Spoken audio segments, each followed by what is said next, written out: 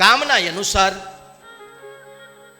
વિભિન્ન દેવતાઓની ઉપાસનાની વાત કરી કે જેવી કામના હોય એ કામના પ્રમાણે માણસ દેવતાઓની ઉપાસના કરે. સૃષ્ટિનું વર્ણન થયું. સુંદર મજાની સૃષ્ટિનું વર્ણન કરતા કરતા સુખદેવજી મહારાજે કીધું કે રાજા પરીક્ષિત, આખું લોક છે, લોકની અંદર જન્મેલા 84 લાખ યોનિઓની અંદર સૌથી શ્રેષ્ઠ કોઈ યોનિ હોય તો એ માણસની યોનિ છે. પણ એ માણસની યોનિની અંદર જેણે ભગવાનનું ભજન નથી કર્યું એનો અવતાર હેળવ્યો ગયો છે. રામાયણમાં લખ્યું છે. આજે રામાયણ બહુ યાદ આવે છે.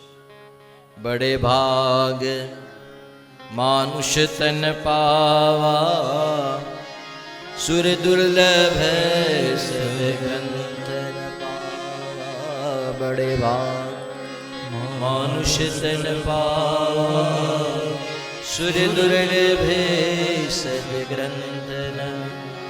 રામાયણમાં તુલસીદાસજી કહે બહુ ભાગ્યશાળી હોય અને માણસનો અવતાર મળે.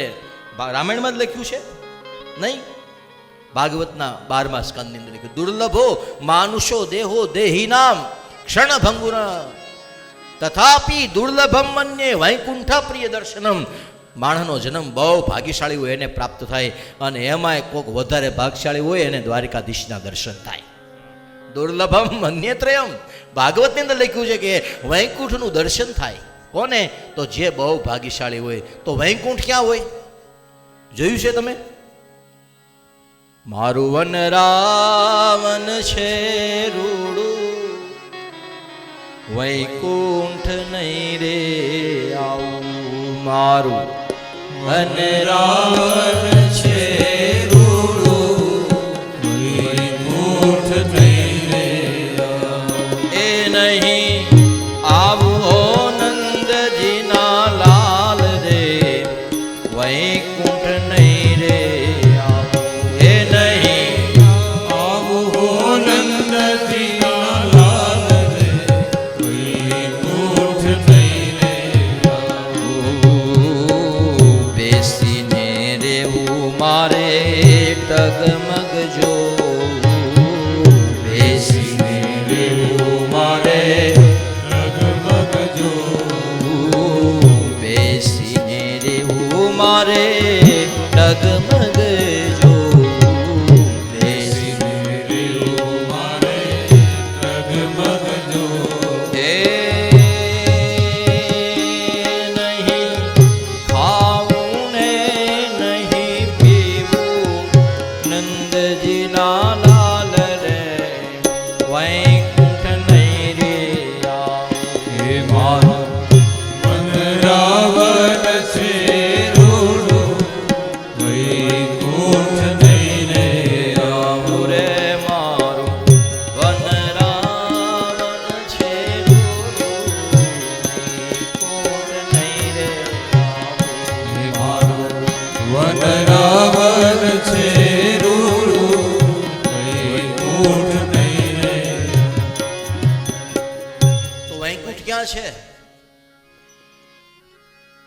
વૈકુંઠ ત્યાં છે જ્યાં ભગવાન છે.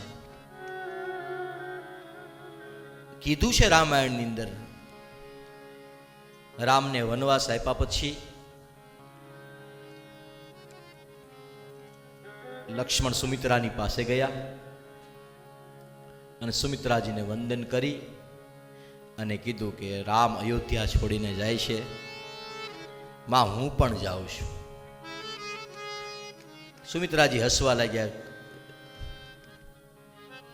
લખન બોલ તો પાછો શું કહેશો? માં, મોટા ભાઈ રામ અયોધ્યા છોડી અને જાય છે. અયોધ્યા છોડીને રામ જાય છે? જાય જ નહીં, જઈ જ ન શકે, હું ન માનું. તો કીધું હા માં, પાકું છે. રામ 14 વર્ષનો વનવાસ પિતાશ્રીએ માગ્યો છે ને જાય છે. નહીં, ખોટી વાત છે. કેમ? રામ કોઈ દી અયોધ્યાને છોડી ન શકે. કેમ? તો કીધું અયોધ્યા એ નથી જ્યાં રામ રહે છે, અયોધ્યા એ છે જ્યાં રામ રહે છે. અયોધ્યા એ નથી જે જગ્યાએ રામ રોકાય, રામ જન્મા છે, પણ અયોધ્યા તો ત્યાં છે જ્યાં રામ રહેવાના છે. કહી દો સૂર્ય કઈ દિશામાં ઉગે? કઈ દિશામાં ઉગે? પૂર્વમાં. ખોટું છે. સૂર્ય ઉગે એ દિશા પૂર્વ છે. એના આધારે નક્કી થાય. ઉગે પછી ખબર પડે કે આ પૂર્વ છે. હા, લખનને સુમિત્રાજી કીધું બિલકુલ અસત્ય છે. અયોધ્યાનું રામ બિલગ નથી, એક છે, જય જ ન શકે. તો વૈકુંઠ ત્યાં છે. રાજા પરીક્ષિતને કીધું, રાજા આ દુનિયાની અંદર કળિયુગની અંદર ભારત વર્ષની અંદર માણસનો અવતાર ને એમાંય 5 આવા ધામ. આમ તો આપણે ત્યાં 4 ધામ, પણ હવે તો ધામના કોઈ પાર નથી. એમાં ગામે ગામ જાઓ તમે, મંદિરો જુઓ, મહાલયો જુઓ, દેવાલયો જુઓ, શિવાલયો જુઓ, આવી કથાઓ. આ બધી ક્યાં હતું પહેલાં? આટલું બધું ક્યાં સુંદર, એટલું બધું નવીન નહોતું, આટલી બધી મજા નહોતી. હતી કથાઓ તો પહેલાંય થતી, પણ એ બિચારા ગોરદાદા ઉંમર કાઢી ગયેલા હોય, અમે બેઠા હોઈએ, બિચારા આવું ન સંભળાતું હોય. એમ એ કથા પૂરી થઈ ગયા પછી હેની કથા કરી હતી. પછી એમ કે આ ચોખા ઉડાડ્યા હતા કે નંદ પીયો લે, મને જે ઝોલું આવી ગયું હતું. નહીં તો દાદા જ બિચારા આમ મોઢું નીચે નાખીને પછી કઠિયારો આવ્યો હતો ને એ ભૂખ્યો દર્શ્યો હતો. એટલે હા મેં બેઠા હોઈએ એને કાંઈ ખબર ન કઠિયારો આવે કે સહાય કાંઈ લેવા દેવા, ન તો વગાડવાવાળા ન તો ગાવાવાળા, એટલે કાંઈ નવીન નથી. આ ભાગવતની અંદર લખ્યું છે કે પહેલી કથામાં સંગીતવાળા હતા. હા, પહેલી કથા થઈ ત્યારે સંગીતવાળા હતા, પણ વચમાં નીકળી ગયા હતા, ઓછા થઈ ગયા હતા. પ્રહલાદ સ્થાલધારી તરલ ગતિ તયા ઉદ્ધવ કાસ્યધારી. પહેલી વેલી કથા થઈ એ સમયે કથાની અંદર પ્રહલાદ તાળી વગાડવા. અહીંયા જેટલા તાળી વગાડી બધા પ્રહલાદ છે. પ્રહલાદ સ્થાલધારી તરલ ગતિ તયા ઉદ્ધવ કાસ્યધારી. મંજીરા વગાડી ઉદ્ધવ છે. વીણાધારી સુરર્ષિ, જે તંતુવાદ્ય વગાડે છે એ નારદજી છે. રાગ કરતા અર્જુનો બી, જે અલગ અલગ રાગ કરે એ અર્જુન છે. પછી ઇન્દ્રો વાદિન મૃદંગ, ઇન્દ્ર મૃદંગ વગાડે, તબલા વગાડે છે. જય જય સુકરા. પણ જેના હાથ કામ નહોતા કરતા એ બધા જય હો કરતા. એ કોણ હતા? તો કીધું સનત કુમારો હતા. અને યત્રાગ્રે ભાવ વક્તા સરચનયા. આવી રીતના જ્યારે સુખદેવજી કથા કરે છે તો આમ બધા સંગીત વાળા હતા. અહીંયા તો ઓછા છે, ત્યાં તો બહુ ઝાઝા હતા. અને એમાં તો હું એ બધું રાખવું પડે ને. અત્યારે તો કળિયુગ છે આમાં તો. અહીંયા તો બહુ વાંધો નથી આવતો, નકર અમારે સીટીઓ આવે. લ્યો તો ફૂલ ગજરો ગાવતો, એલા ભાઈ આ ભાગવત છે, અહીં ગજરા ન હોય. એકાદો શ્લોક સાંભળો, જીવનનું કદાચ ભાષાંતરમાં તમને ઘણી વખત ફેર પડશે, નહીં ખબર પડે, પણ ભાવે કભાવે ખાલી એક શ્લોક કાનમાં પડી જશે. ભાગવતની અંદર મુખ્ય તો શ્લોક છે. મહાત્મ્યની અંદર લખ્યું ભાગવતના શ્લોકો, એક શ્લોકનો અવાજ ખાલી હવાની અંદર આમ ફેલાઈ જાય, પછી એ હવાના તરંગો જ્યાં જ્યાં જાય અને જેને જેને પાત્રતા લાગે એ બધાયનું કરી લે. પાત્રતા લાગવી જોઈએ, લાયકાત હોવી જોઈએ. પછી લાયકાત ન હોય ને કે આપણે તો સાંભળ્યું પણ કાંઈ મેળ ન હોય, મૂળ આપણામાં ઘટતું. વરસાદ આવે તો તળાવ ભરાઈ જાય, ફળિયામાં પડેલો ઊંધો ઘડો એમાં ટીપુય ન રહે, કારણ કે ઊંધો છે. ઊંધામાં કાંઈ ન રહે. પાણી ઝીલવા માટે છતું થવું પડે અને સીધું થવું પડે. જે સીધા છે એ સાધુ છે. જેનામાં સિદ્ધાંતો છે એ સાધુ છે. જેના નિષ્ઠા છે એ સાધુ છે. સાધુઓની કોઈ વેશભૂષા નક્કી ન કરો. જેનામાં સમર્પણનો ભાવ છે. હા, નહીં તો આપણે ક્યાં સ્વામીને ફરજિયાત નથી બેસવાનું. એને તો કાંઈ મારી પૂરી થાય તો વળતીથી પાછી શરૂ દરરોજ 365 દી આ જ કરવાનું. અને કદાચ ન કરે તો એને ભગવો પહેરી લીધો છે. અહીંથી બહાર જઈને આપણે કાંઈક બીજી વાતો કરશે, એના હાથમાં તો માળા છે. છતાં પણ આ પ્રેમ છે. એ પ્રેમના કારણ બીજું કાંઈ નથી. ધન્ય ધન્ય શુભ મતિ હતી જેને હરિકથામાં હેત. હા, આ ધન્ય એ વિચાર, આ હેત હોવાનું કારણ એની મતિ, એના વિચારો શુદ્ધ થયા, એના વિચારો પવિત્ર થયા. રાજા આખું જગત, સુખદેવજી કહે છે, ભગવાને પોતાની પોતાના અસ્તિત્વથી નિર્માણ કર્યું. ભાગવતના બીજા સ્કંદના 10મા અધ્યાયના અંતે 10 લક્ષણો બતાવ્યા છે. અત્ર સર્ગ વિસર્ગશ્ચ સ્થાનમ પોષણમુત્તય મન્વંતર ઈશાનુકથા નિરોધો મુક્તિરાશ્રય.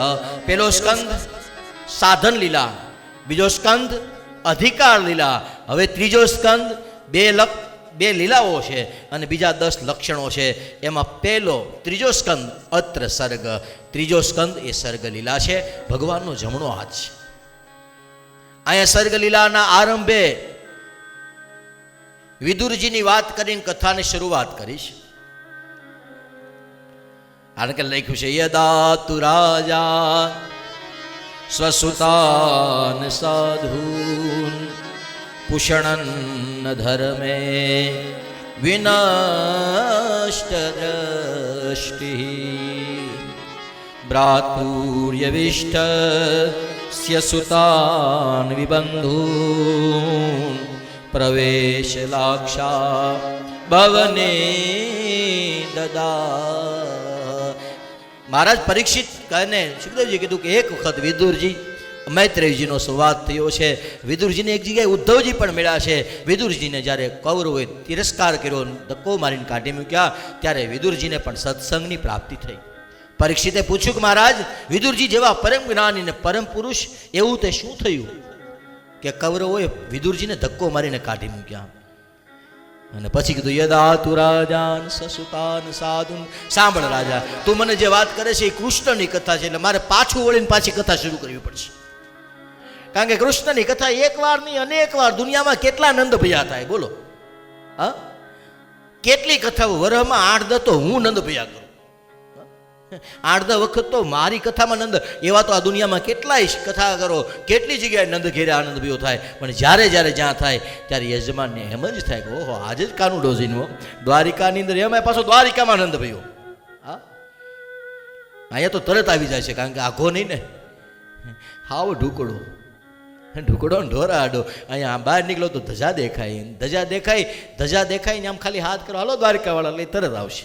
હા, અને એ પાછા અહીંયા તમારી જેવા બધા સાત્વિક હરિભક્તો. જીવનની અંદર સારા શ્રોતાઓ મળવા એ પરમ ભાગ્યની વાત છે. બાકી કથાઓ એ તો અમારો એક વખત નક્કી કર્યું છે કે હવે અમારે કથાઓ કરવાની છે, અને એવા સમય અમે પણ નક્કી કરીએ કે ક્યારેય કોઈ યજમાનને સંભળાવવા માટે નહીં.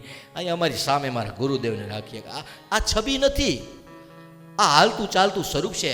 આ અમારા ગુરુ છે, એને અમારે 1 મિનિટ અમારાથી દૂર એક છબીને, એની અંદર એટલો સ્નેહ છે. નથી ક્યાંય ભાગવત ભણ્યો, નથી કોઈ શાસ્ત્રનું સેવન કર્યું, શ્રદ્ધા ધરી નથી કર્યા તબ નામ જાપો. ક્યારેય એટલી બધી શ્રદ્ધાથી નહીં, પણ એક વખત દિલખાની અંદર જઈને પગે લાગ્યા અને પ્રાર્થના કરી તો ખટારામાં ધોતિયું પહેરીને ચડીને આટા મારતા હતા. હા, આજે વિમાનમાં આટા મારીએ છીએ. બિન ગુરુ કૃપા મિલે નહીં સર. આ એની કૃપાનું પરિણામ છે. એની કૃપા હોય તો તમને કથાની અંદર પ્રીત થાય. એટલે ક્યારેય કોઈ તને આ તો ડોમ છે, સરસ મજાના માઇક, આટલી બધી વ્યવસ્થા, આટલા સરળ અને સીધા યજમાન, સરળ અને સીધા યજમાન. હા, દુનિયામાં ભાગ્ય એવા યજમાનો મળે જેની કોઈ ફરમાઈશો ન હોય, જેની કોઈ કન્ડિશનો ન હોય. નહીતર કથાઓની અંદર પહેલાં તો, હવે તો થોડીક વાર છે, 1-2 વર્ષ પછી એગ્રીમેન્ટ થાય. જોજો તો કાયદેસરના સ્ટેમ્પ પેપરમાંથી લખાણ થશે કે આવું આમ થશે, આનું આમ થશે. એડવાન્સને એમ અમુક પ્રક્રિયા તો શરૂ થઈ જ ગઈ છે. હા, એડવાન્સ આપવા પડે, એડવાન્સ લેવા પડે, આવું બધું આવી પ્રક્રિયાઓ શરૂ થઈ છે. કારણ કે કોમ્પિટિશન વધી ને, એમાં કોઈ વક્તાનો કોઈનો કાંઈ વાક નથી, પણ આમાં તો બધું એવું હોય. હા, કારણ કે સિલેક્ટ કરવાના હોય. સિલેક્ટ કરતા સમયે દરેક વ્યક્તિ સારી રીતના સિલેક્ટેશન નથી કરી શકતી. જેને જે વસ્તુ, કારણ કે ઘણાને અહીંયા હું ધૂન ગાતું એમાં મજા આવતી છે, ઘણાને હું કથા કરતો છે, અહીંયા તો તમને બધાય મજા આવે છે એવું મને લાગે છે. પણ છતાં સારા શ્રોતા મળવા ફરી એક ધન્ય ધન્ય શુભમતી. આ વિચાર ન હોય તો વક્તાઓનું શું કામ? શિવ કહે ભગવાન, ભોળાનાથ કહે પાર્વતીને ધન્ય ધન્ય ગિરિરાજ કુંવરી. કથા તો હું જન્મો તેથી રામનું નામ લઈને જન્મો, તો અજન્મો છું.